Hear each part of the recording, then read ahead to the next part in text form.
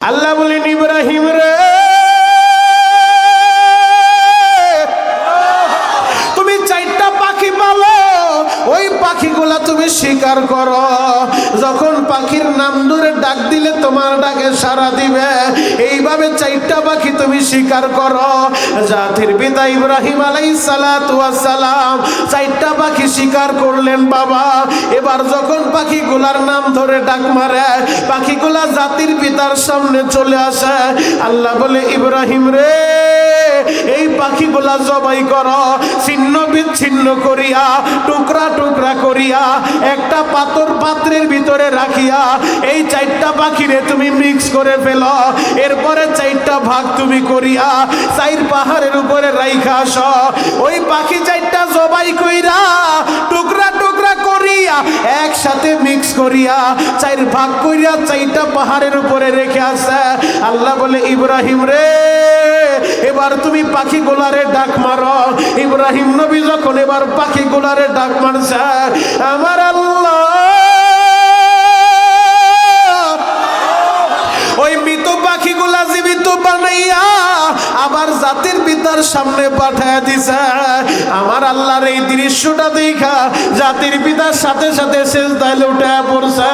আল্লাহ চারটা পাখি একত্রিত কইরা এদেরকে জবাই কইরা নিজের হাতে টুকরা টুকরা কইরা একসাথে মিক্স করিয়া আমি চার পাহাড়ে রেখে আসলাম।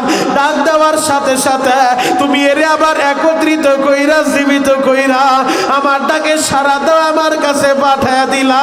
জাতির পিতা সিজদায় পড়ে গেছে বাবা।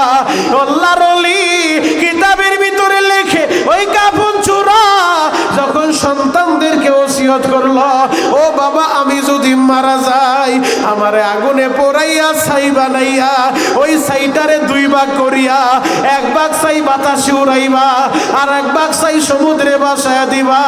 এই সন্তানগুলা বাবার ওসিয়ত অনুযায়ী বাবাই যখন মারা গেছে তার ওসিয়ত অনুযায়ী তারে আগুনে পোড়াইয়া এক ভাগ ছাই বাতাসে উড়াইয়া দিছে আর এক ভাগ ছাই সমুদ্রে ভাসায়া দিছে।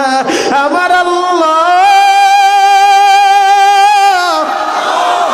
বাতাসের আদেশ দিয়া দেয়, ও বাতাসিরা ওই বান্দার ছাইগুলো একত্রিত করো, ও সমুদ্রের পানি বান্দার ছাইগুলো একত্রিত করো।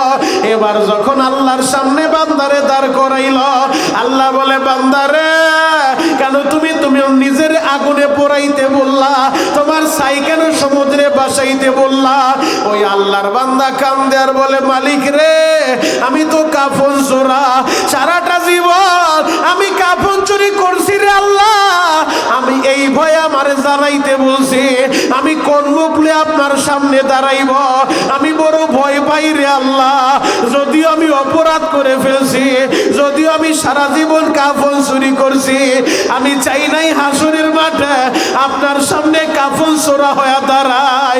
আল্লাহ আপনি আমারে শাস্তি দিবেন ওই জাহান্নামের ভয়ে আমি আমার নিজের পুরাইয়া আমি ছাইগুলা সমুদ্রে ভাসাইতে বলছি।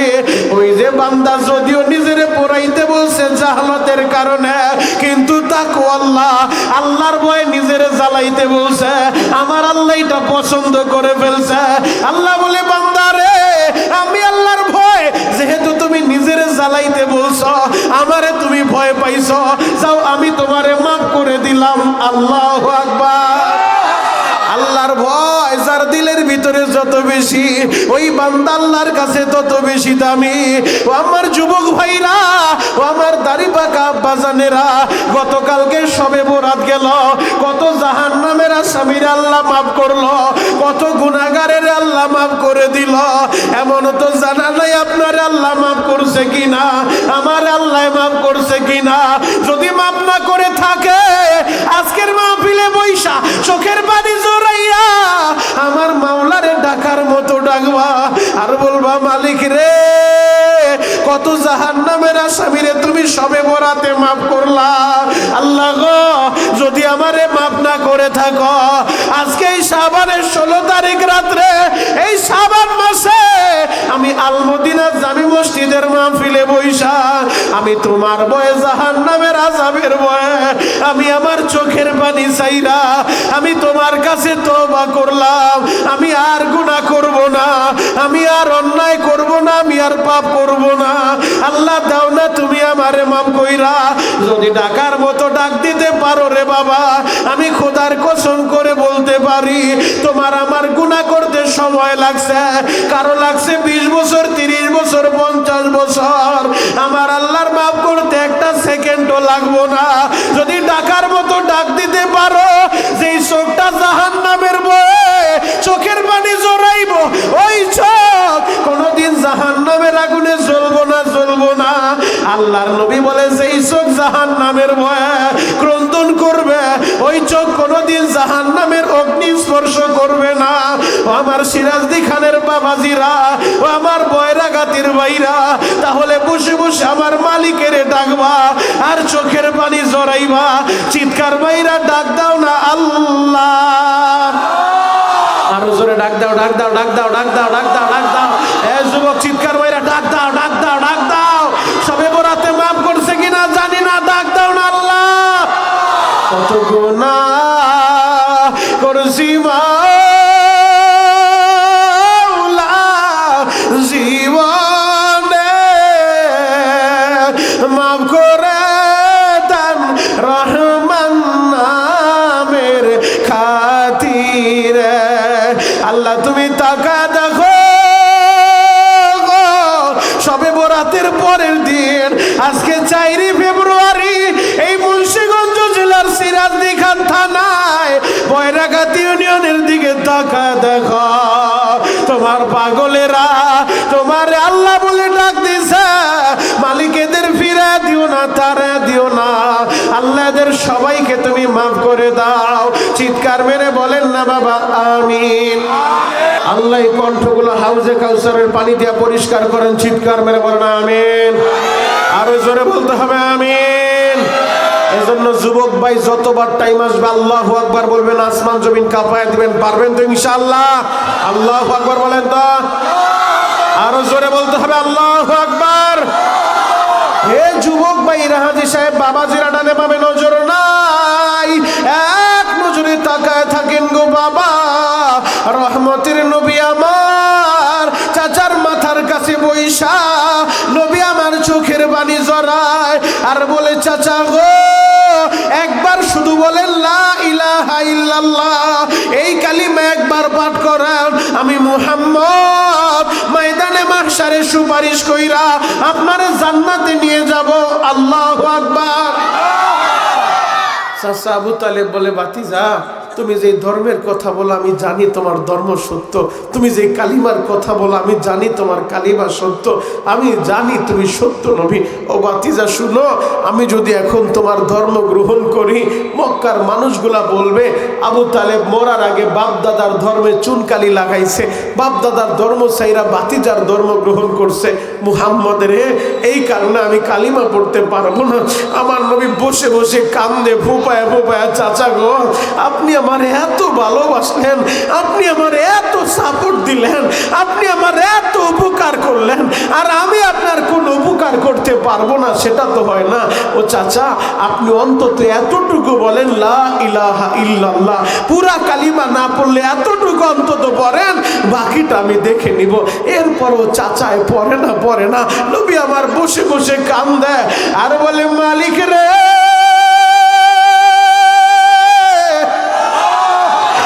চাচা তো ভালোবাসলো, আমি আমার চাচার ঋণ কেমনে পরিশোধ করব? ও দয়ার আল্লাহ, আমার চাচা যদি বেঈমান হয়ে মইরা যায়, আমি তো হাসরের মাঠে তার কোনো উপকার করতে পারবো না। আমার আল্লাহ সাথে সাথে জানায় দেয়, হাবিব আমার হেদায়েতের মালিক আপনি না, হেদায়েতের মালিক কে? জবান খুইলা বলেন তিনি কে? হেদায়েতের মালিক আল্লাহ। আল্লাহ যাকে চায় তাকে হেদায়েত দিবে। আল্লাহ হেদায়েত দেওয়ার জন্য বংশ খুঁজে না, চেহারা খুঁজে না। আমার আল্লাহর কাছে দামি হওয়ার জন্য চেহারা লাগে না, বংশ লাগে না। যদি চেহারার বংশ লাগতো কোনোদিন বিন হাবশির বিলাল, ওই কালো বিলাল আল্লাহর কাছে এত দামি হইতে পারতো না। ইন্না আকরামাকুম ইনদাল্লাহি আতকাকুম, আল্লাহর কাছে দামি হওয়ার জন্য চেহারা লাগে না, আল্লাহর কাছে দামি হওয়ার জন্য লাগে তাকওয়াল্লাহ। আল্লাহর ভয় যে অন্তরে যত বেশি, ওই বান্দা আল্লাহর কাছে তত বেশি দামি। আল্লাহু আকবার। কিতাবের ভিতরে আসছে একজন কাফন চোর, সারাটা জীবন কাফন চুরি করছে। তো কাফন চুরি কইরা মরার আগে তার দিলের ভিতরে আল্লাহর ভয় জাগছে যে আমি যদি মারা যাই আর হাসরের ময়দানে আল্লাহ যদি আমারে দাঁড় করায়, বান্দা দাঁড়া, আমি কাফন চোর কেমনে আল্লাহর সামনে মুখ দেখাইব। তো আল্লাহর ভয়ে পইরা এবার সন্তানরাও ছিল জাহালতের কারণে, সন্তানরাও ছিল অজ্ঞ মূর্খ, সন্তানদেরকে বলে বাবারা শোনো, আমি যদি মারা যাই আমার এই লাশটা তোমরা আগুন দিয়া পোড়াইবা, এরপরে যে ছাই হবে ওই ছাইটা দুইটা ভাগ করবা, এক ভাগ ছাই পানিতে ভাসায় দিবা, আর এক ভাগ ছাই বাতাসে উড়াইয়া দিবা। সন্তানগুলা বলে বাবা এমনটা কেন করব? বলে এমনটা কেন করবা জানো, পুরাটা জীবন আমি কাফন চুরি করলাম, হাসরের ময়দান আমি আল্লাহর সামনে কোন মুখ লইয়া দাঁড়াইব? আল্লাহ যদি বলে বান্দা রে আমার মানুষগুলা মারা গেছে, ওই কবরের ভিতরে যাওয়ার পরেও তুই তাদেরকে তোর হাত থেকে রক্ষা পায় নাই, কবরের ভিতর থেকেও কাফনগুলা চুরি করছো, আমি আল্লাহর সামনে কোন মুখ লইয়া দাঁড়াইব? এই কারণে আমারে তোমরা জ্বালায়া ওই ছাই বানায়া এক ভাগ ছাই বাতাসে উড়াইয়া দিবা, আর এক ভাগ ছাই সমুদ্রে ভাসায়া দিবা। ওই ছাইগুলো আল্লাহ জমা করতে পারবে না। আল্লাহ কি জমা করতে পারবে কি পারবে না? আরো জোরে বলে। আমার আল্লাহ মৃতকে জীবিত করতে পারে কি পারে না? আপনার আমার কোনো অস্তিত্ব ছিল না, আজকে আপনি অমুক সাহেব আর তমুক সাহেব, আগামী 100 বছর আগে, বিগত 100 বছর আগে আপনার নাম নিশানাই বয়রাগাতি এলাকায় ছিল না, আপনার অস্তিত্ব ছিল না, আমার অস্তিত্ব ছিল না। আমাদেরকে নাপাক পানি থেকে আল্লাহ অস্তিত্ব দান করলেন, দুনিয়ায় পাঠাইলেন।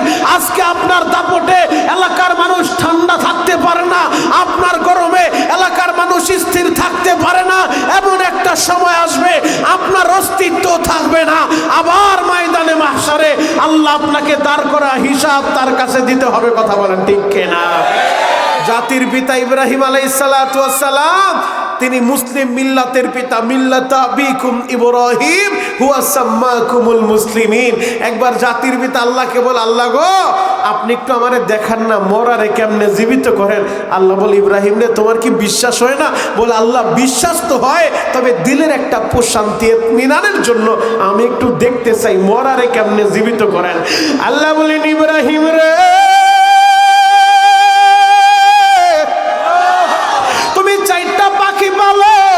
ওই পাখিগুলা তুমি শিকার করো, যখন পাখির নাম ধরে ডাক দিলে তোমার ডাকে সাড়া দিবে, এইভাবে 4টা পাখি তুমি শিকার করো।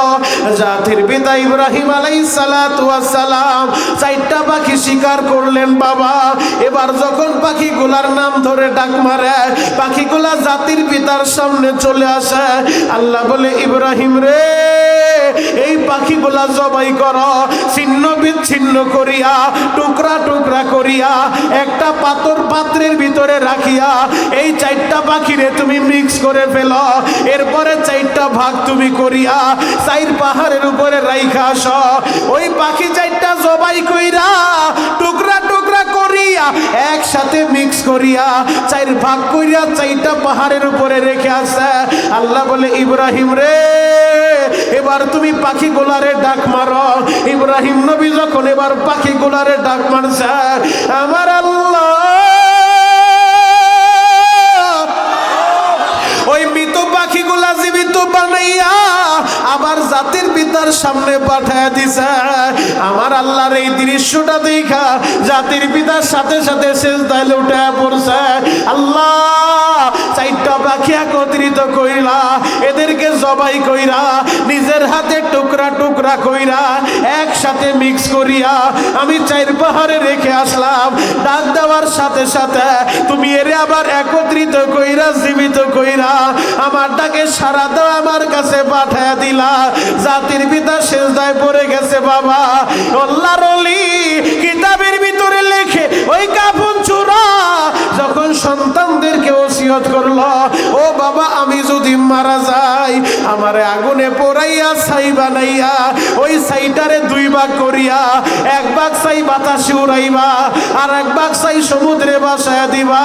এই সন্তানগুলা বাবার ওসিয়ত অনুযায়ী, বাবাই যখন মারা গেছে তার ওসিয়ত অনুযায়ী তারে আগুনে পোড়াইয়া এক ভাগ ছাই বাতাসে উড়াইয়া দিছে আর এক ভাগ ছাই সমুদ্রে ভাসায়া দিছে। আমার আল্লাহ বাতাসের আদেশ দিয়া দেয়, ও বাতাসেরা ওই বান্দার ছাইগুলো একত্রিত করো, ও সমুদ্রের পানি বান্দার ছাইগুলো একত্রিত করো। এবার যখন আল্লাহর সামনে বান্দারে দাঁড় করাইল, আল্লাহ বলে বান্দারে কেন তুমি নিজের আগুনে পোড়াইতে বললা, তোমার ছাই কেন সমুদ্রে বাসাইতে বললা? ওই আল্লাহর বান্দা কান্দে আর বলে মালিক রে আমি তো কাফন চোরা, সারাটা জীবন আমি কাফন চুরি করছি রে আল্লাহ, আমি এই ভয়ে আমারে জানাইতে বলছি, আমি কোন মুখ নিয়ে আপনার সামনে দাঁড়াইব, আমি বড় ভয় পাই রে আল্লাহ। যদিও আমি অপরাধ করে ফেলছি, যদিও আমি সারা জীবন কাফন চুরি করছি, আমি চাই নাই হাসরের মাঠে আপনার সামনে কাফন চোরা হয়ে দাঁড়ায়। আল্লাহ আপনি আমারে শাস্তি দিবেন, ওই জাহান্নামের ভয়ে আমি আমার নিজের পুরাইয়া আমি ছাইগুলা সমুদ্রে ভাসাইতে বলছি। ওই যে বান্দা যদিও নিজের পোড়াইতে বলছে জাহালাতের কারণে, কিন্তু তাকওয়া আল্লাহ আল্লাহর ভয়ে নিজের জ্বালাইতে বলছে, আমার আল্লাহ এটা পছন্দ করে ফেলছে। আল্লাহ বলে বান্দা রে আমি আল্লাহর ভয় যেহেতু তুমি নিজের জ্বালাইতে বলছো, আমারে তুমি ভয় পাইছো, যাও আমি তোমারে মাফ করে দিলাম। আল্লাহু আকবার। আল্লাহর ভয় যার দিলের ভিতরে যত বেশি, ওই বান্দা আল্লাহর কাছে তত বেশি দামি। ও আমার যুবক ভাইরা, ও আমার দাড়ি পাকা বাজানেরা, গতকালকে সবে বরাত গেল, কত জাহান্নামের আসামির আল্লাহ মাফ করলো, কত গুনাহগারের আল্লাহ মাফ করে দিল। এমন তো জানা নাই আপনার আল্লাহ মাফ করছে কিনা, আমার আল্লাহ মাফ করছে কিনা। যদি মাফ না করে থাকে আজকের মাহফিলে বৈশা চোখের পানি জড়াইয়া আমার মাওলারে ডাকার মতো ডাকবা আর বলবা মালিক রে কত জাহান্নামের আসামিরে তুমি সবে বরাতে মাফ করলা। আল্লাহ গো যদি আমারে মাফ না করে থাকো, আজকে এই শাবানের 16 তারিখ রাত্রে এই শাবান মাসে আমি আল মদিনা জামি মসজিদের মাহফিলে বৈশা আমি তোমার ভয়ে জাহান্নামের আযাবের ভয়ে আমি আমার চোখের পানি চাইরা আমি তোমার কাছে তওবা করলাম, আমি আর গুনাহ করব না, আমি আর অন্যায় করব না, আমি আর পাপ করব না। আল্লাহ দাও না তুমি আমারে মাফ কইরা। যদি ডাকার মতো ডাক দিতে পারো রে বাবা, আমি খোদার কসম করে বলতে পারি তোমার আমার গুনাহ করতে সময় লাগছে, কারো লাগছে 20 বছর, 30 বছর, 50 বছর, আমার আল্লাহর মাফ করতে একটা সেকেন্ডও লাগবো না। যদি ডাকার মতো ডাক দিতে পারো, যেই চোখটা জাহান্নামের ভয়ে চোখের পানি জড়াইব, ওই চোখ কোনোদিন জাহান্নামের আগুনে জ্বলবো না, জ্বলবো না। আল্লাহর নবী বলে যেই চোখ জাহান্নামের ভয়ে ক্রন্দন করবে, ওই চোখ কোনোদিন জাহান্নামের অগ্নি স্পর্শ করবে না। ও আমার সিরাজদি খানের বাবাজিরা, ও আমার বয়রাগাতির ভাইরা, তাহলে বসে বসে আমার মালিকের ডাকবা আর চোখের পানি জড়াইবা, চিৎকার ভাইরা ডাক দাও না আল্লাহ। আরো জোরে ডাক দাও, ডাক দাও, ডাক দাও, ডাক দাও, ডাক দাও, ডাক দাও। এ যুবক চিৎকার ভাইরা ডাক দাও, ডাক দাও, ডাক দাও। সবে বরাতে মাফ করছে কিনা জানি না, ডাক দাও না আল্লাহ। কত গুনাহ করছি মাওলা জীবনে, মাফ করে দেন রহমান নামের খাতিরে। আল্লাহ তুমি তাকা দেখো, সবে বরাতের পরের দিন আজকে 4 ফেব্রুয়ারি এই মুন্সিগঞ্জ জেলার সিরাজদি খান থানায় বয়রাগাতি ইউনিয়নের দিকে তাকা দেখো, তোমার পাগলেরা তোমার আল্লাহ বলে ডাক দিছে, মালিক এদের ফিরে দিও না, তারা দিও না, আল্লাহ এদের সবাইকে তুমি মাফ করে দাও। চিৎকার মেরে বলেন না বাবা আমিন। জোরে বলেন আমিন। আল্লাহ মাফ করতে পারে কি পারে না? আরো জোরে বলেন বাপ, পারে কি পারে না? বাপ আল্লাহ বলছে ফালিয়াদহাকু কলিলাও ওয়ালিয়াবকু কাসীরা। বাপ আল্লাহ বলছে বান্দা কম কম হাসবা আর বেশি বেশি কাঁদবা। ও আমার যুবক ভাইরা, দাড়ি পাকা আব্বা জানে না, আমি আপনাদের পায়ে হাত রেখে বলে যাই, কত মানুষের আল্লাহ গতকাল রাত্রে মাফ করলো। যদি আপনারে আমারে মাফ না করে, আমাদের মতো হতভাগা পৃথিবীতে কেউ নাই, আমাদের মতো পোড়া কপাল পৃথিবীতে কারো নাই। এজন্য এখনো সুযোগ আছে, রমজানের আগে এই শাবানে বসে বসে চোখের পানি জড়াও। আল্লাহ রমজান আসার আগেই আমারে মাফ করে দাও। চিৎকার মেরে বলেন আমিন। আমার আল্লাহর কাছে দামি হওয়ার জন্য টাকা লাগে না, ক্ষমতা লাগে না, বংশ লাগে না। যদি লাগতো কোনোদিন হাবশির বেলাল, কালো বেলাল এত দামি হইতে পারে না, পারে না। যুবক, রহমতের নবী মক্কা বিজয়ের পরে নবীর সাহাবীরা পরামর্শ দিছে, নবীজি আপনি নতুন একজন মুয়াজ্জিন নিযুক্ত করেন, হযরতে বেলালকে মুয়াজ্জিনি থেকে অব্যাহতি দেন। তো নবীজি সবাই যেহেতু পরামর্শ দিছে, নবীজি বলেন ঠিক আছে, নতুন মুয়াজ্জিন নিযুক্ত করো। এবার এশারের নামাজের পরে রহমতের নবী হযরতে বেলালকে ডাকছেন, বেলাল, ও বেলাল, আগামীকাল ফজর থেকে আর তুমি আজান দিও না, নতুন মুয়াজ্জিন যার কণ্ঠ ভালো, যার চেহারা ভালো, সে আজান দিব। বেলাল রে, তুমি আর ফজরের আজান দিও না। নবী যখন নিষেধ করে দিছে, হযরতে বেলাল বাসায় যায়। এখন তো রাত্রিবেলার ঘুমায় না, যায় নামাজের ভিতরে দাঁড়ায় গেছে, সেজদায় লুটায় পড়ছে আর চোখের পানিগুলা জড়ায়। বেলাল কান্দে আর বলে, মালিক রে,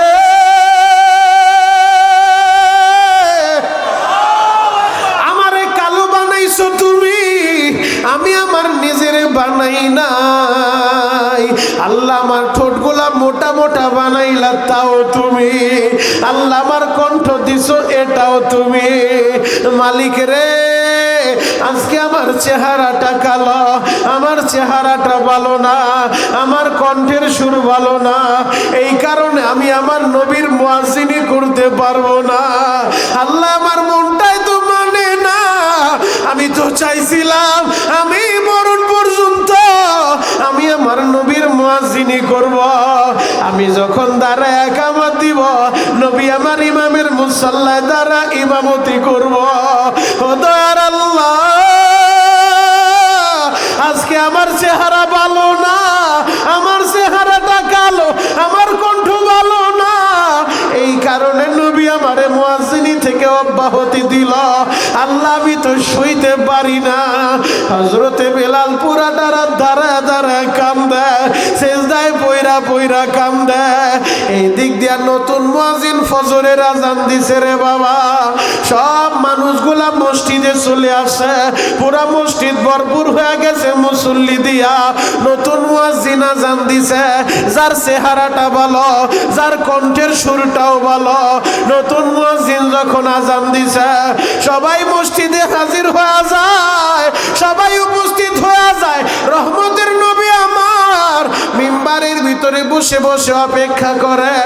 নবী অপেক্ষা করতেছিলেন সুবহে সাদিক হোক, অন্ধকারটা একটু দূর হোক, একটু আলোকিত হোক, এরপরে নবী আমার ফজরের নামাজে দাঁড়াবেন, ইমামতি করবেন। নবী মিম্বারে বসে আছে, ঘন্টার পর ঘন্টা যায়, অন্ধকার তো কাটে না, সুবহে সাদিকও হয় না, আকাশ পরিষ্কার হয় না, নবীর চেহারাটা লাল হয়ে গেছে।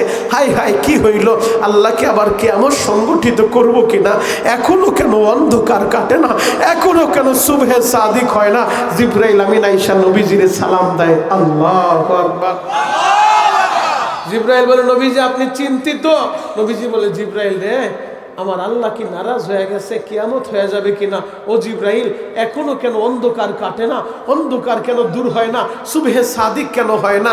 জিবরাইল বলে, নবীজি আপনার মসজিদে ফজরের আজান হয়েছে নি? আল্লাহু আকবার বলবেন না? আপনাদের মন খারাপ? বাড়িতে গ্যাঞ্জাম হয়েছে? ক্ষুধা লাগছে? তাহলে এত বড় দামি কথা বললাম, আল্লাহু আকবারের আওয়াজ হইল না? দাঁড়ান বইলালো, এবার যদি বলি আল্লাহু আকবারের আওয়াজ হবে তো ইনশাআল্লাহ। আমি শুনলাম অনেক মা বোনরা আসতেছেন, আমার মায়েরা মসজিদের পিছনে, নাকি মসজিদের পিছনে আপনাদের বসার ব্যবস্থা করা হয়েছে। স্বেচ্ছাসেবক যারা আছো রাস্তায় দাঁড়ায় থাকো, অনেক মা বোনরা আসতেছে। মসজিদের পিছনে মহিলা প্যান্ডেল করা হয়েছে, মসজিদের পিছনে আপনারা চলে যান। আল্লাহ কবুল করুক। চিৎকার মেরে বলেন আমিন। জিবরাইল আমিন জিজ্ঞেস করতেছি, ইয়া রাসূলুল্লাহ, ইয়া হাবিবাল্লাহ, অন্ধকার যে দূর হবে, আপনার মসজিদে ফজরের আজান হইছে? আমার নবী বলে, জিবরাইল এটা আবার কি বলে? আজান তো হইছে, নতুন মুয়াজ্জিন আজান দিছে, যার কণ্ঠ ভালো, যার চেহারা সুন্দর, আজান তো হইছে, সবাই মসজিদে চলে আসছে। জিবরাইল আমিন বলে, নবীজি, এতদিন যখন আপনার বেলাল আজান দিত, আমরা আসমানে বৈশাও বেলালের আজান শুনতে পাইতাম। এই বেলাল তো সেই বেলাল, আমার নবী যখন 7 আসমান পাড়ি দেয়া, সিদরাতুল মুনতাহা পাড়ি দেয়া, আল্লাহ যখন তার হাবিবের তার বাড়ি আরশ আজিমে নিয়ে গেছে, আল্লাহ আরশ আজিমে যখন তার বন্ধুরে নিছে, মেরাজ থেকে নবী আমার আয়েশা বেলালের কাছে ডাকছে, ও বেলাল, আমি যখন 7 আসমান পাড়ি দিয়া, সিদরাতুল মুনতাহা পাড়ি দিয়া আরশ আজিমে গেছি, আল্লাহর সাথে কথা বলতেছি, ওই অবস্থায় তুমি বেলাল মদিনার অলি গলিতে হাঁটতেছো, তুমি যে মদিনার অলি গলিতে হাঁটছো, তোমার এই পায়ের আওয়াজ, কদমের আওয়াজ আমি 7 আসমানের উপরে বৈশা, আরশ আজিমে বৈশা তোমার পায়ের আওয়াজ শুনতে পাইছি। এই বেলাল তো সেই বেলাল। জিবরাইল বলে, নবীজি, বেলাল যখন আজান দেয় আমরা তো আসমানে শুনতে পাই, আজকে তো আমরা ফজরের আজান শুনি নাই। নবী গো, আপনার বেলাল আজান দিতে বলেন, নয়তো অন্ধকার কিন্তু কাটবো না। আমার নবীর সাথে সাথে বসা থেকে দাঁড়ায় হাত 2টা বাড়ায় দিছে, আমার বেলাল কই রে, আইরে বেলাল, তোর ডাক আমার মাওলায় কবুল কইরা লইছে। ওরে বেলাল,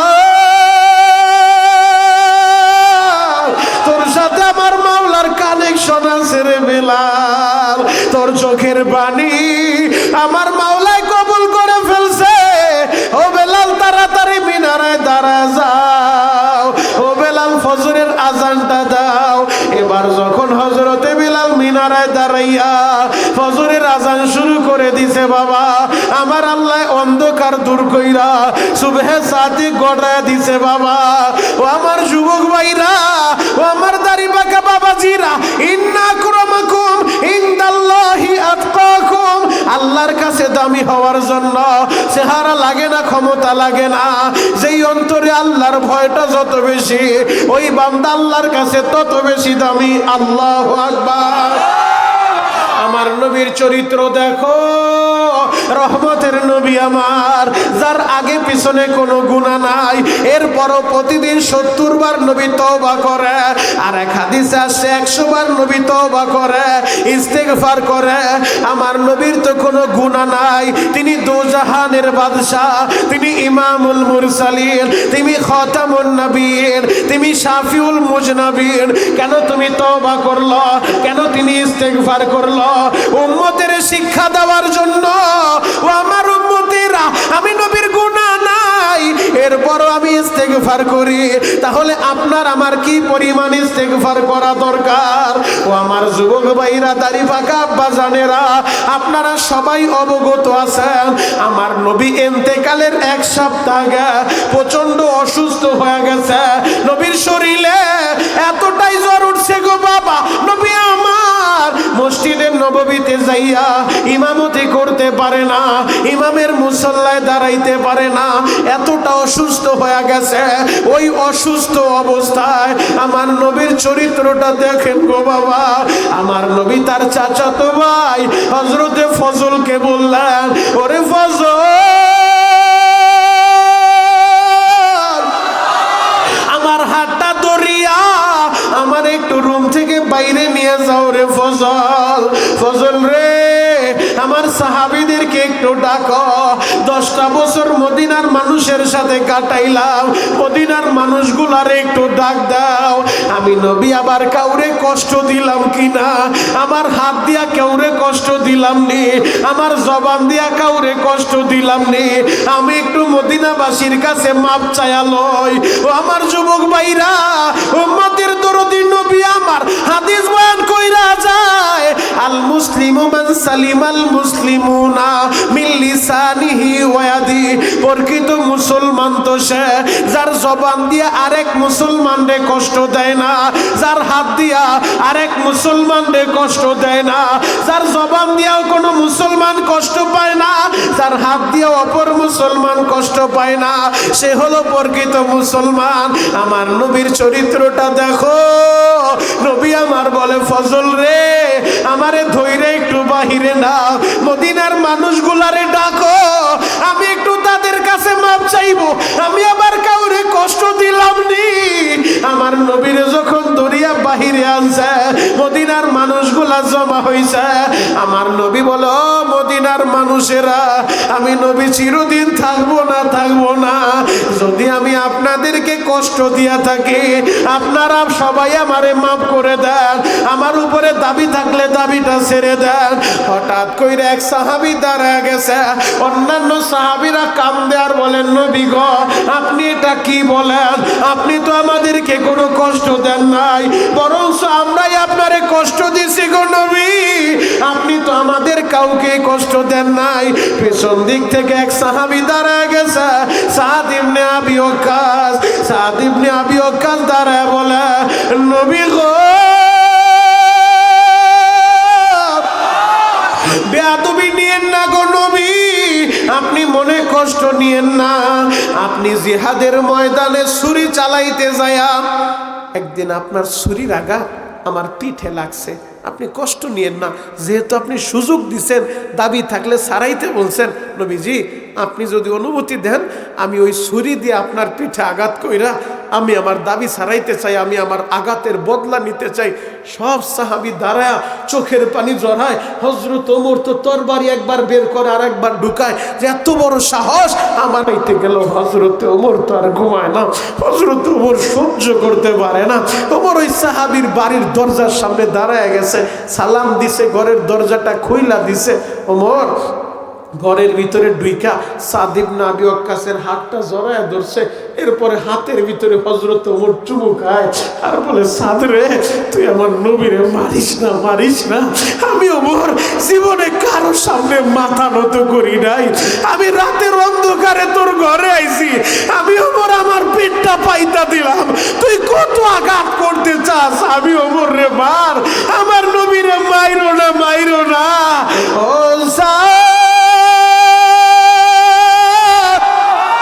যদি তুমি আগামীকাল আমার নবীর মারো গো, এই মদিনায় আমরা মুখ দেখাইতে পারবো না, মদিনার মুনাফিক গুলা হাসবো, মদিনার কাফেরেরা হাসবো, আর বলবো নবীর সাহাবী নবীরে মারছে, নবীর ছাত্র নবীরে মারছে, আমরা মুখ দেখাইতে পারবো না।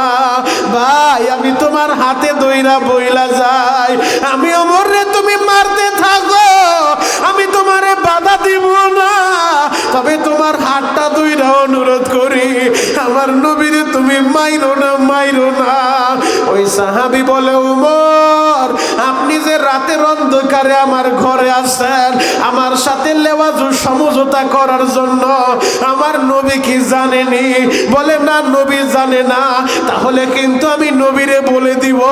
এই কথাটা যখন বলছে, ওমর ঘর থেকে বের হয়ে গেছে, হযরত আবু বকরের হাতটা ধইরা ওমর বলে, ভাই আবু বকর, আমি ওমর গরম মানুষ, আমি ওমর রাগী মানুষ, আবার কি থেকে কি বলে ফেলি, আপনি একটু তারে ঘরের ভিতরে যায়া বুঝান, সে যেন আমার নবীরে না মারে, আমার নবীরে যদি মারে গো আমরা মুখ দেখাইতে পারবো না। হযরত আবু বকর ঘরের ভিতরে যাইয়া সাদ ইবনে আবি ওয়াক্কাসের হাতটা জড়ায় ধরছে। আবু বকর বলেন, সাদ রে আমি আবু বকর, আমার নবীর বাল্য বন্ধু, আমি দেখছি আমার নবী জীবনে কতটা কষ্ট করছে, এই মানুষটা জীবনে বাবার আদরটা পায় নাই, এই মানুষটা ঠিক মতো মায়ের ভালোবাসাটা পায় নাই, আমি আমার নবীর হিজরতের সাথী, আমি আবু বকর দেখছি আমার নবীর জীবনে কত কষ্ট করছে, আমি তোমার হাত ধরে অনুরোধ করি তুমি আমার নবীরে মাইরো না। আমি আবু বকর পিঠটা পাইতা দিলাম, নাও তুমি, আমি আবু বকর রে মারো, আমার নবীরে তুমি মাইরো না। ওই সাহাবী বলে আবু বকর, নবীর ছুরির আঘাত আমার পিঠে লাগছে, আপনার ছুরি তো আমার শরীরে লাগে নাই, আমি আপনারে মারবো না। আঘাত যদি করতে হয় আমি নবীরই আঘাত করব। কেউ তারে বুঝাইতে পারে না বাবা, কারো বুঝ সে কানে লয় না, সে আমার নবীরে আঘাত করব। পুরা মদিনায় খবর হয়ে গেছে, আশিকে রাসূল ভাইরা রে, মদিনার মানুষগুলা কান্দে গো নবীর সাহাবী হইয়া। আজকে আমার নবীর অসুস্থ শরীরে আমার নবীরে বলে মারব। মানুষগুলা সবাই জমা হয়ে গেছে, মুনাফিক গুলা আসছে দেখার জন্য, কাফিরেরা আসছে দেখার জন্য, নবীর ছাত্র নবীরে মারব। সবাই যখন উপস্থিত, আমার নবী অসুস্থ শরীরটা লইয়া, আমার নবী বলে সাদ রে আসো, তুমি আমার শরীরে আঘাত কইরা, তুমি আমারে মাফ করো, তোমার আঘাতের বদলা নাও, তুমি দাবি ছাড়ো। সাহাবী নবীর সামনে আইসা বলে, নবীজি যেহেতু আপনার শরীরে আঘাত করার সুযোগ আমারে দিছেন, তাহলে যেই ছুরিতে আপনি আমার আঘাত করছেন ওই ছুরিটা লন, ওইটা দিয়ে আঘাত করব। যেই ছুরি আমার শরীরে লাগছে ওই ছুরি দিয়ে আমি আঘাত কইরা আমি আমার আঘাতের বদলাটা নিতে চাই। নবী বলে, আলী রে, ও আলী, ফাতিমার ঘরে ছুরিটা আছে, যাও নিয়ে আসো। হযরত আলী পাগলের মতো দৌড় মারছে, ঘরের ভিতরে যায় ছুরিটা যখন হাতের ভিতরে নিছে, জান্নাতের সভানেত্রী, মহিলাদের জান্নাতের সভানেত্রী ফাতেমা চোখের পানি জড়ায় আর বলে, স্বামী গো, আপনি ছুরি লইয়া কই ছুটছেন? এই বেলা নাই, বলা নাই, কওয়া নাই, ছুরি লইয়া কই ছুটছেন? মানে ফাতেমা, আব্বাজান জিহাদের ময়দানে ছুরি চালাইতে যায় এক সাহাবীর শরীরে আঘাত লাগছে, ওই সাহাবী পুরা মদিনাবাসীর সামনে আব্বাজানরে আঘাত কইরা সে তার দাবি ছাড়াইব। এই কথাটা যখন শুনছেন, ফাতেমা চোখের পানিগুলা জড়াইতেছে, কাপড়ের আঁচল দিয়া চোখের পানিগুলা মুছে আর বলে, আমার হাসান কই রে? ও হাসান আর হুসাইন, তাড়াতাড়ি আয়, কে যেন তোর নানা বাইরে আঘাত করব। তোমরা দুইটা ভাই তাড়াতাড়ি চইলা যাও। আল হাসান ওয়াল হুসাইন সাইয়্যিদা শাবাবি আহলিল জান্নাহ, জান্নাতের যুবকদের লিডার হাসান আর হুসাইন পাগলের মতো দৌড় মারছে। ওই মজলিসের ভিতরে যাইয়া নবীর সামনে দাঁড়াইয়া, ওই সাদ ইবনে আবি ওয়াক্কাসের সামনে দাঁড়াইয়া হাসান আর হুসাইন বলে, ও আমার নানার সাহাবী, আমাদের আম্মা জান আমাদেরকে পাঠা দিছে, আমার নানা বাইরে তোমরা মাইরো না, মাইরো না। যদি আমার নানা বাইরে মারো গো, আমার মা দুঃখিনী বাঁচবো না, আমার মা দুঃখিনী ঘরের ভিতরে বৈশা বৈশা চোখের পানি জড়ায়, আমার নানারে মাইরো না। আমরা দুইটা ভাই আসছি, আমাদের দুই ভাইয়ের শরীরে আঘাত করো, তুমি কত আঘাত করতে চাও, আমার নানারে আঘাত কইরো না। আমার আশিকে রাসূল বাবাজিরা, আমার বয়রাগাতির ভাইরা রে, এবার রহমতের নবী আমার নবীর চরিত্রটা দেখেন। আমার নবী নাতি দুইটাকেও সরাইয়া আমার নবী বলে, সাদ এইলো তোমার ছুরি, আমি নবীর আঘাত কইরা আমারে মুক্ত করো। এবার ওই সাহাবী ছুরিটা লইয়া পিছনে চইলা গেছে। ওই সাহাবী পিছনে দাঁড়ায় বলে, নবী গো, আপনি যখন ছুরি চালাইতে যাইয়া আমার শরীরে ছুরির আঘাত লাগছিল, দুর্ভিক্ষের কারণে আমার শরীরে তখন কাপড় ছিল না গো নবী, আমার পিঠটা ছিল উদাম, আপনার পিঠের উপরে তো কাপড় আছে, চাদর আছে, নবী গো, আপনার পিঠের চাদরটা সরাইয়া আপনার পিঠটা উদাম কইরা দেন। আমার নবী বলেন, সাদ রে, এত মানুষের সামনে আমার পিঠের চাদরটা না সরাইলে কি হয় না? ওই সাহাবী বলেন, নবী গো, আমার শরীরে যখন আঘাত লাগছে, আমার শরীরে তো চাদর ছিল না, আপনার শরীরেও থাকবো না, আপনার শরীর থেকে চাদরটা সরায় দেন। রহমতের নবী আমার যখন পিঠ থেকে চাদরটা সরাইছে, ওই সাহাবী ছুরিটা হাতের ভিতরে লইয়া পিছন দিক থেকে দৌড় মারছে, আমার নবীরে মারবো গো। সাহাবীরা দাঁড়া দাঁড়া কাঁদে, হযরত ওমর কাঁদে রে বাবা। ওই সাহাবী ছুরিটা লইয়া একটা দৌড় মাইরা আমার নবীর কাছাকাছি আইসা ছুরিটা মাটিতে ফালাইয়া আমার নবীরে জড়া ধরছে, নবীরে জড়া ধরছে রে বাবা। আমার নবীরে জড়া ধইরা আমার নবীর দুই ঘাড়ের মাঝখানে কবুতরের ডিমের মতো মোহরে নবুয়তের চিহ্ন ছিল। এই দুই ঘাড়ের মাঝখানে কবুতরের ডিমের মতো মোহরে নবুয়তের উপরে ওই সাহাবী ঠোঁট দুইটা লাগাইয়া মোহরে নবুয়তটা চুমু খায়। আমার নবীরে জড়া ধইরা ওই সাহাবীও কাঁদে আর বলে, নবী গো আপনি কিভাবে ভাবলেন গো নবী আমি আপনারে মারবো গো নবী? যেহেতু আপনি দাবি সারানোর একটা সুযোগ দিছেন, আমি একটু অভিনয় কইরা আমি আমার জান্নাতটা নিশ্চিত করলাম। এই ঠোঁট দুইটা মোহরে নবুয়তে লাগাইছি, যেই ঠোঁট দিয়া মোহরে নবুয়তি স্পর্শ করছি, এই ঠোঁট জাহান্নামের আগুনে জ্বলবো না। আমি একটু কৌশল কইরা, আমি একটু অভিনয় কইরা মোহরে নবুয়তটা চুমু খাইলাম। নবী গো আপনি আমারে দেন না মাফ কইরা। ও আমার যুবক ভাইরা, দাড়ি পাকা বাজানেরা, আমার নবীর কোনো গুনাহ ছিল না, এরপরও নবীজি পরকালের ভয়ে, আমার মাওলার ভয়ে মানুষের কাছে দাবি ছাড়াইতে চায়। ওই নবী ঘোষণা কইরা জানায় দেয়, আল মুসলিমু মান সালিম আল মুসলিমুনা মিন লিসানিহি ওয়া ইয়াদিহি। প্রকৃত মুসলমান তো সে যার জবান দিয়ে আর এক মুসলমানরে কষ্ট দেয় না, যার হাত দিয়ে আর এক মুসলমানরে কষ্ট দেয় না। আমার যুবক ভাইরা, যদি তুমি আর এক মুসলমানরে কষ্ট দিয়া থাকো, আজকের এই মাহফিলে বইসা আমি তোমাদের পায়ে হাত রেখা বলে যাই, মরার আগে আর এক মুসলমানের কাছে মাপটা লয়া লও। আমার যুবক ভাইরা, তোমাদের যাদের বাবা বাইচা আছে, তোমাদের যাদের মা বাইচা আছে, সবে বরাতে আল্লাহ সবাইরে মাফ করলো, ওই কপাল পোড়ারে কিন্তু মাফ করে নাই। যার অ্যাকাউন্টে বাবার বরদুয়া লাইগা রইছে, যার অ্যাকাউন্টে মায়ের বরদুয়া লাইগা গেছে, আমার যুবকেরা আমি তোমাদের পা ধরে বলে যাই রে ভাই, আজকের এই বয়ানের পরে তুমি তোমার বাবার হাতটা ধইরা হাতের ভিতরে চুমু খাইবা, মায়ের হাতটা ধইরা হাতের ভিতরে একটা চুমু দিবা আর বলবা, মা গো মনিরুল ইসলাম শরীয়তপুরি বলে গেছে, তুমি যদি আমারে মাফ না করো আমার আল্লাহ বলে মাফ করবো না। সবে বরাতে সবাই মাফ পাইছে, যার অ্যাকাউন্টে মা বাবার বরদুয়া সে কিন্তু মাফ পায় নাই রে বাবা। যুবক রে, ওই মা বাবার দোয়া নিয়ে চলবা, তাহলে পৃথিবীর কোথাও তুমি ঠেকবা না।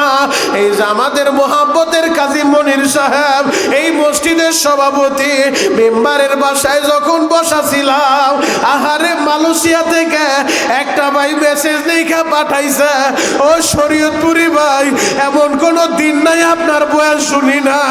আমার মনের ভিতরে একটাই ব্যথা, আমি আমার মা বাবা দুজন হারাইলাম, তাদেরকে মাটিটাও দিতে পারলাম না, মায়ের কাছে মাপটাও চাইতে পারলাম না।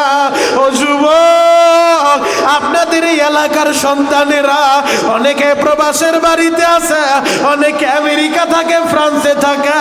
ওই যে ফ্রান্স থেকে ইয়াসিন ভাই বারবার টেলিফোন করে দোয়া চায়, আজকেও আসার সময় দোয়া চাইলো। ইয়াসিন ভাই বলে, হুজুর আমার জন্য একটু দোয়া করবেন, আমার মায়ের জন্য বাবার জন্য দোয়া করবেন। আমি ইয়াসিন ভাইয়ের মা বাবার জন্য দোয়া করে যাই, এই এলাকার প্রবাসীদের জন্য দোয়া করে যাই। ও বয়রাগাতির যুবকেরা, আমি তোমাদের জন্য দোয়া করে যাই। কিছুক্ষণ পরে আল্লাহ ভাই ইলিয়াসুর রহমান জিহাদি বয়ান করব, তোমরা তোমরা তো তার বয়ান শুনছো, মায়ের পাগল বক্তা যারে বলে, সারা বাংলাদেশে ঘুরে ঘুরে মা দক্ষিণীর কথা বইলা মায়ের বয়ান শুনাইয়া এদেশের যুবকদের চোখের পানি জড়ায়। ওই যে 12 বছর বয়সে মা দক্ষিণীর হারাইয়া আজকে সারা পৃথিবী ঘুরে, এরপরও মায়ের মতো একটা দুঃখিনী পৃথিবীর কোথাও মিলবে না, মিলবে না। আজকে মায়ের জন্য মসজিদ করলো, মাদ্রাসা করলো, গ্রামের বাড়ি মসজিদ করলো, কিন্তু তার মায়ের মতো একটা মা পৃথিবীতে কোথাও মিলাইতে পারবে না রে ভাই। ও আমার বয়রাগাতির ভাইরা, তোমার এই বাবা দলা হোক আর কালা হোক, তোমার এই বাবা শিক্ষিত হোক আর মূর্খ হোক, তোমার এই বাবাটা তোমার জান্নাত, তোমার এই মা তোমার জান্নাত রে ভাই। সবে বরাতে সবাই মাপ পাইলো, মা বাবার অবাধ্য সন্তান কিন্তু মাপ পায় নাই। আজকে সবে বরাতের পরের রাত্রে, এই শাবানের 16 তারিখ রাত্রে তুমি চোখের পানি জড়াইয়া আমার মাওলারে বুঝে বলবা, আমি জানি না কার মা বাইচা নাই, আমি জানি না কার বাবা বাইচা নাই।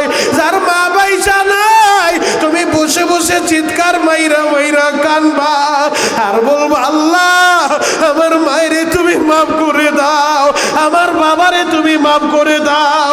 যুবক রে, মা কারে বলে রে ভাই?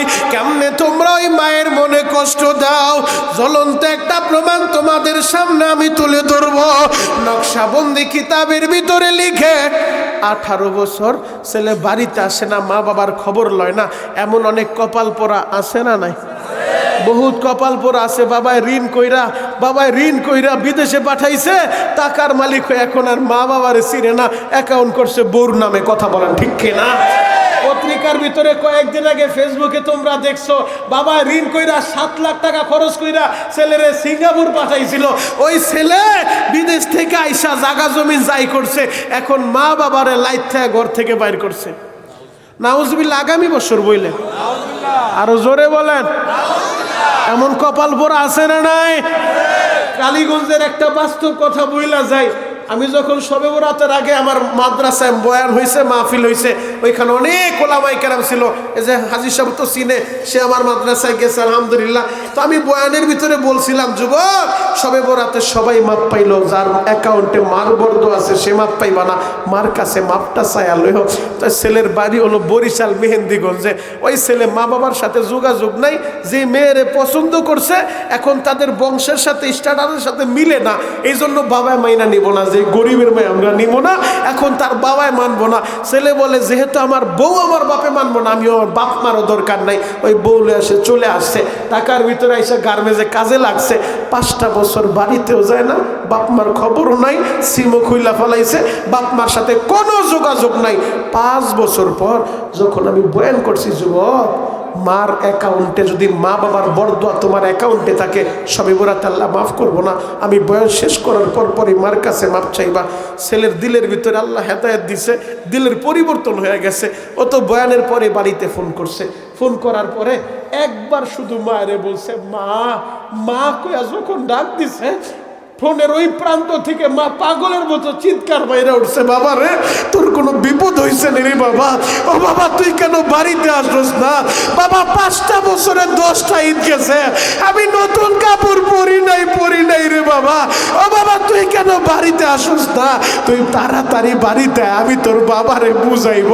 যুবক ওই ছেলেটা আমার মসজিদে যে আমারে 500 টাকা হাদিয়া দেয় আর বলে, হুজুর আমি বুঝতে পারি নাই আমার মা আমার এতটা ভালোবাসে। একবার শুধু মায়েরে মা বলছি, সাথে সাথে মা আমারে মাফ করে দেয়। মা বলে, তুই তো ছোট, তুই তো বুঝোস না। যুবক রে, এর নাম হলো মা। কেমনে তোমরা ওই মায়েরে কষ্ট দাও? নকশাবন্দি তার কিতাবের ভিতরে লিখছে, 18 বছর হয়েছে, ছেলে বাড়িতেও যায় না, মা বাবার সাথে যোগাযোগও নাই। এখন তার মা বাবা বাইচা আছে না মরে গেছে তাও জানে না। 18 বছর পরে আল্লাহ তার দিলের পরিবর্তন ঘটাইছে। এখন অনুশোচনা জাগতেছে, আমি কেমন ছেলে, যেই মা 10 মাস 10 দিন আমারে গর্ভে রাখলো, 2.5 বছর আমারে দুধ পান করাইলো, আমি যেই মা নিজে না খায় আমারে খাওয়াইলো, ওই মার সাথে আমার যোগাযোগ নয়, আমি কেমন সন্তান। এবার সে বাড়িতে গেছে 18 বছর পর। আমি জানতে চাই 10 বছর আগের বয়রাগাতি আর এখনকার বয়রাগাতি এক না পরিবর্তন হয়েছে? এক সময় এই জায়গার ভিতরে আলু লাগাইতো আর এখন ওয়াজের মাহফিল হইতেছে, কথা বলেন ঠিক কিনা? রাস্তাঘাটের পরিবর্তন হয়ে গেছে, 2-4 বছরের ভিতরে এলাকা আসলে চিনা যায় না, কার বাড়ি কোনটা এলাকার ভাও পাওয়া যায় না। আর 18 বছর পরে বাড়িতে আইছে, এখন আইসা তাদের বাড়িটা যেই জায়গায় ছিল ওই জায়গায় দেখে বাড়ির জায়গার বাড়ি নাই, একটা আঙ্গুর ফলের বাগান। একজন মুরব্বী কৃষক কাশি একটা হাতের ভিতরে লয়ে দাঁড়ায় রয়েছে। এখন যুবক ওই মুরব্বীর সামনে যায়, সালাম দিয়া বলে, চাচা, ও চাচা, এই জায়গায় না বাড়ি ছিল, ওই বাড়িটা কই? মুরব্বী ধমক দিয়া বলে, তুমি বাড়ির খবর নিতে আইছো, তুমি কি জানো না এই বাড়িওয়ালা তো অনেক আগে বাড়ি বিক্রি করে দিছে? চাচা, বাড়িওয়ালা বাড়ি বিক্রি করছে মানে? তাহলে বাড়িওয়ালা কই? বলে, আমি শুনছি তার একটা ছেলে আছে, ওই ছেলের হারায় ফেলছে, ছেলে বাপমার সাথে কোনো যোগাযোগ নাই, ওই ছেলের জন্য কানতে কানতে বাবা হার্টের রোগী হয়ে গেছে, কিডনিতে সমস্যা হয়েছে, ওই বাবার ট্রিটমেন্ট করার জন্য ভিটা বাড়িটা বিক্রি করে দিছে। এরপরও তার বাবারে বাঁচায় রাখতে পারে নাই, বাবাটা মারা গেছে। ছেলে দাঁড়ায় বলে, চাচা গো, বাবায় মারা গেল মানে? তাহলে ওই মায় কই?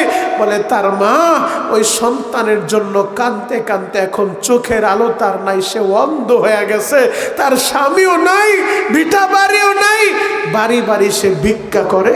রাত্র হইল ওই বাগানে ঝুপড়ি ঘরের ভিতরে আইসা থাকে। মুরব্বী বলে, আমি যদি ওই ছেলেটারে কোনোদিন আমার কাছে পাই, ওরে আমি টুকরা টুকরা কইরা ভাগা দিব। যে এমন মায়েরে কেউ কষ্ট দেয়, এমন বাবারে কেউ কষ্ট দেয়। আহারে, যে মা সন্তানের জন্য কাঁদতে কাঁদতে অন্ধ হয়ে গেছে, এরপরও সন্তানের জন্য কাঁদে। বাবাই সন্তানের জন্য কাঁদতে কাঁদতে অসুস্থ হইয়া ভিটা বাড়ি বিক্রি করলো ট্রিটমেন্ট করার জন্য, তাও বাবাই বাঁচলো না। মরার আগেও সন্তানের জন্য কাঁদতে কাঁদতে মরে। এমন মা বাবারে কেউ কষ্ট দেয়, আমি ওই ছেলেরে পাইলে ওরে টুকরা টুকরা করে ফেলবো। এবার ওই যুবকটা নিজের পরিচয় দিতে আর সাহস পাইতেছে না, কোন মুখ লইয়া বলবো যে আমি সেই কপাল পোড়া। এবার ওই যুবকটা বলে, চাচা, ও চাচা, মনে কিছু নিয়েন না, আমি একটু ওই মার সাথে দেখা করতে চাই, কই গেলে তারে পাবো? বলে, ওই যে বাগানে ঝুপড়ি ঘর দেখো, ওই জায়গায় যা অপেক্ষা করো। সারাদিন অন্ধ মা বাড়ি বাড়ি ভিক্ষা করে, সন্ধ্যা হইলে ঝুপড়ি ঘরে আইসা থাকে, যদি সন্ধ্যার সময় আসে দেখা পাইলে পাইতেও পারো। নকশাবন্দি কিতাবের ভিতরে লিখে, কপাল পোড়া ছেলে 18 বছর পর মায়েরে দেখব। বয়রাগাতির যুবক রে, বুক ভরা আশা লইয়া মায়েরে দেখার জন্য ছেলেটা দাঁড়া রইছে। রে বাবা, আমার মায় আসবো, আমি আমার মায়েরে দেখব। 18 বছর পর যখন মা সন্ধ্যার সময় দেখে একটা ভিক্ষার ঝুলি হাতে লইয়া বরগুইরা অন্ধ আস্তে আস্তে বাগানের দিকে আগাইতেছে, সন্তান এই দৃশ্যটা দেখা চোখের পানি জড়ায়। আহারে, মার এই দৃশ্য দেখা সন্তানের বুকটা ফাইটা যায়। আমার মায়েরে দেখছিলাম কত সুস্থ সুন্দর, আমার মা ছিল শক্তিশালী, এখন দিয়ে আমার মা বৃদ্ধ হয়ে গেছে। এক হাতে লাঠিতে বর কইরা কইরা হাতে ভিক্ষার ঝুলিটা হাতে লইয়া মায়ের এই দৃশ্যটা দেখা সন্তান ফোপায় ফোপায় কান্দে।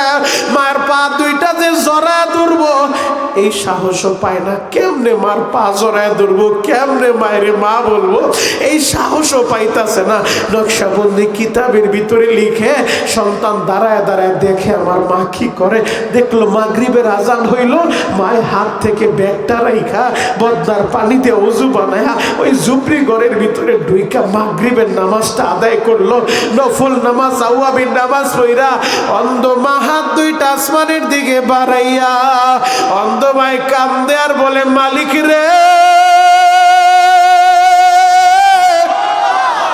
আমি এক হতভাগা মহিলা, আল্লাহ আমি এমনই হতভাগা, আল্লাহ আমার স্বামী ছিল, স্বামীরে তুমি কাইরা নিলা, কোন অভিযোগ করি নাই রে মাওলা।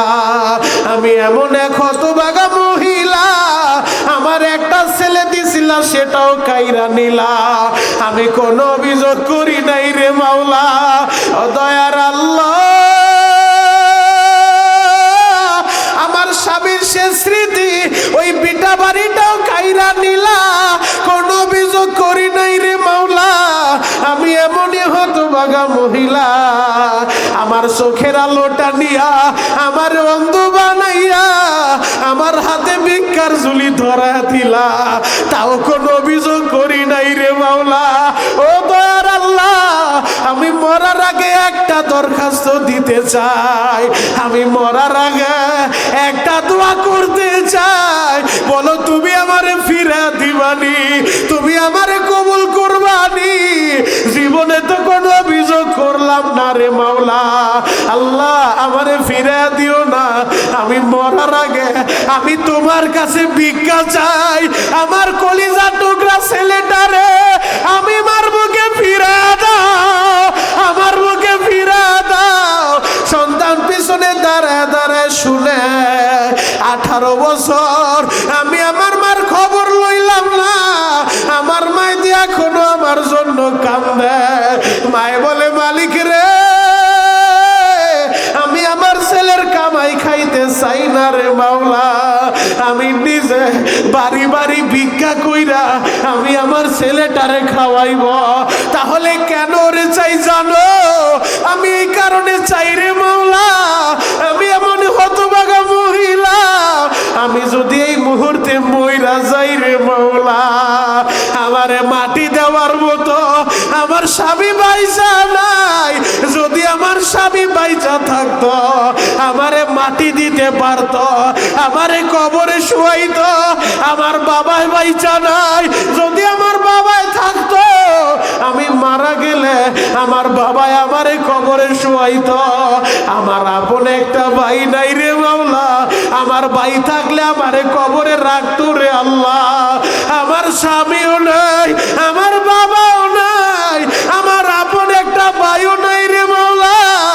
আমি আমার ছেলেটারে চাই, আমি যদি মইরা যাই আমার ছেলেটা আমি মায়ের যেন একটু মাটি দিতে পারে, আমারে যেন মাটি দিতে পারে, আমি ওরে ভিক্ষা কইরা খাওয়াইবো, আমি ছেলের কামাই খাইবো না রে আল্লাহ।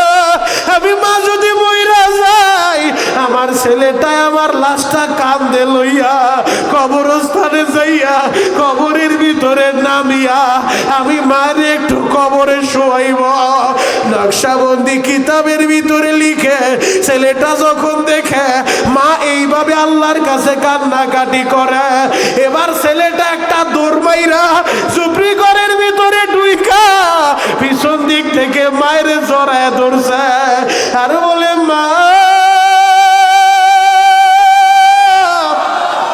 তোর দোয়া কবুল হয়ে গেছে রে মা, আমার মাওলায় তোর ছেলেরে ফিরে দিছে।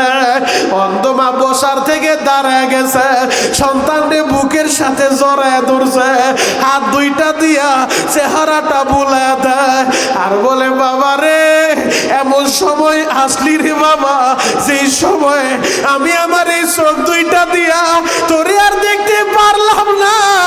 হাত দিয়া মায়ের চেহারাটা বুলায় দেয় আর বলে বাবা রে, তুই দিন শুকায় গেছো রে বাবা, সারাটা দিন মনে হয় কিছুই তুমি খাও নাই রে বাবা, এর নাম হলো মা।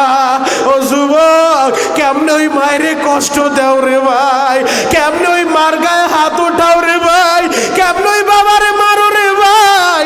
সবে বরাতের আগের দিন আমি বয়ান করতে গেছিলাম পাবনা জেলায় বেড়া থানায় পাচুরিয়া মাদ্রাসায়। আমি 4 জন হাফেজের পাগড়ি দিলাম, একজন হাফেজ আহারে বাবা হারায় ফেলছে। ওই ছেলেটা আমার হাত ধরে আসার সময় কান্দে আর বলে হুজুর আপনি তো চলেই যাচ্ছেন, হুজুর আমার বাবার জন্য একটু দোয়া কইরেন। আজকে আমি হাফেজ হইয়া পাগড়ি লইলাম, আমার বাবা দেখলো না, আমার বাবা দেখতে পারলো না, আমার বাবার জন্য একটু দোয়া করবেন। ও আমার বয়রাগাতির বাইরা রে, আমি জানি না তোমাদের কার বাবা নাই, আমি জানি না তোমাদের কার মা ভাই জানাই। আজ থেকে 20 বছর আগে তোমরা এত টাকার মালিক ছিল না, আজ থেকে 20 বছর আগে এত বড় বিল্ডিং তোমার বাড়িতে ছিল না। তোমার বাবা দুঃখু মিয়া পরের জমিতে কামলা দিয়া, পরের আলু খেতে কামলা দিয়া, পরের আলু খেতে পানি দিয়া, আহারে কষ্ট কইরা তোমারে লেখাপড়া করাইছে। আজকে লেখাপড়া কইরা টাকার মালিক হইয়া অনেক কপাল পোড়ার বাইরে চিনে না, অনেক কপাল পোড়ার বাবারে চিনে না। আমার বয়রাগাতির বাইরা তোদের পা দুই টাকা দে, আমি তোদের পা ধরে বলে যাই রে ভাই, ওই বাবার মনে কষ্ট দিও না, দিও না। ওই মায়ের মনে কষ্ট দিও না। যদি মা বাবার মনে কষ্ট দাও আল্লাহর আরশ কাইপা যাইব রে ভাই। আমার আল্লাহ কিন্তু মাফ করব না, করব না।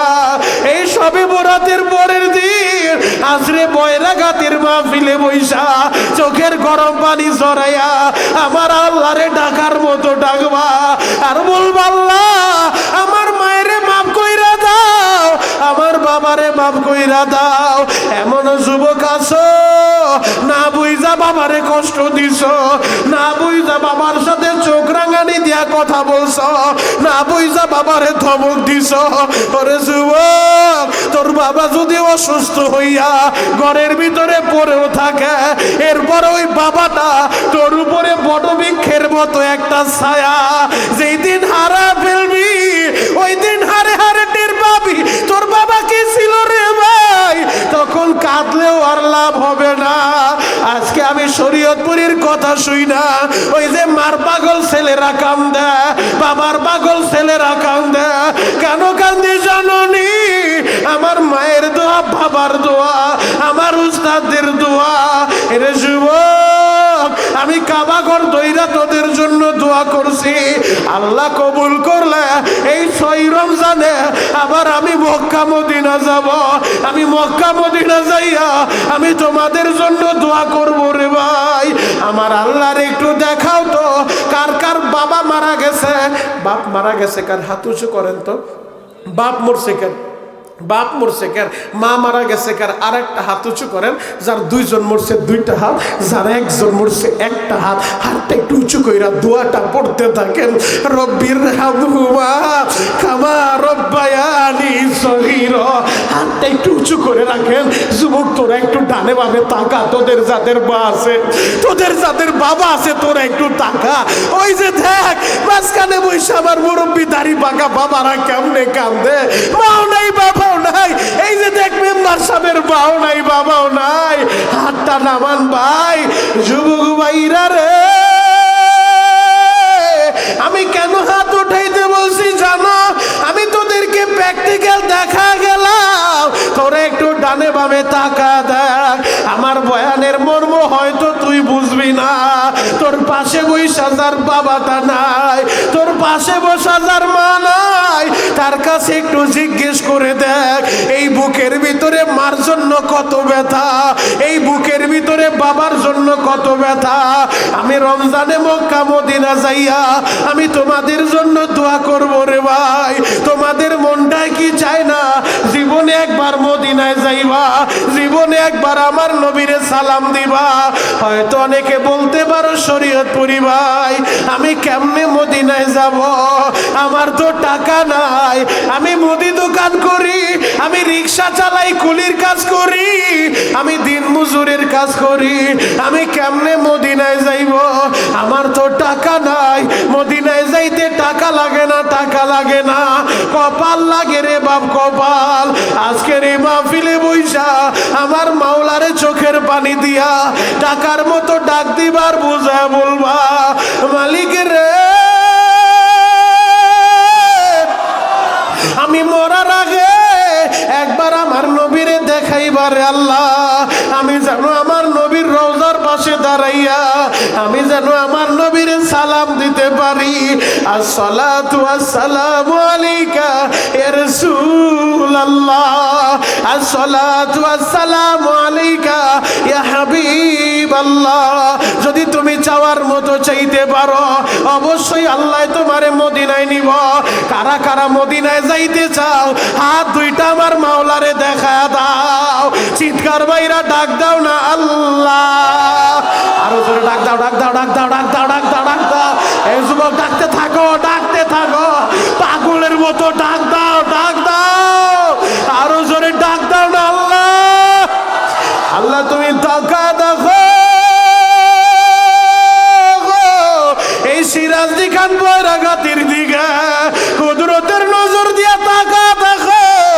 এই পাগলগুলো মদিনায় যাইতে চায়, এরা তোমারে আল্লাহ বলে ডাক দিছে। আল্লাহ ফিরা দিও না, আল্লাহ এদেরকে তারা দিও না। ও বাবা ডাক দাও না আল্লাহ। নিজের হাতে বান্দা তুমি মৌলা বানায়া কেমনে দিবা জাহান্নামে ফালায়া। আল্লাহ বয়রাগাতির মাহফিলকে কবুল করো, এদের মা বাবার মাফ কইরা দাও। আল্লাহ এদেরকে মদিনা না দেখাইয়া, নবীজির স্বপ্ন না দেখাইয়া একজনও খবরে নিও না। চিৎকার মেরে বলেন না বাবা আমিন। আল্লাহ কবুল করো, চিৎকার মেরে বলেন আমিন। আমার কথায় কষ্ট পাইছেন? কষ্ট পাইলে আল্লাহর হস্তে মাফ করে দিবেন। বাপ পায়ে হাত রেখা বলে যাই, আল্লাহর ভয় যে দিলে যত বেশি, ওই বান্দা গুনাহ করতে পারে না, ওই বান্দা আরেক মুসলমানকে কষ্ট দিতে পারে না। তাহলে আমরা ওয়াদা করব, অনুরোধ করব, জীবনে যতদিন বাঁচব 5 ওয়াক্ত নামাজ পড়ব, রমজানের 30টা রোজা রাখবো ইনশাআল্লাহ। রমজানের রোজাগুলা রাখবা, মা বাবার দোয়া নিয়ে চলবা, বাড়িতে যায় মার কাছে মাপ চাইবা, বাবার কাছে মাপ চাইবা।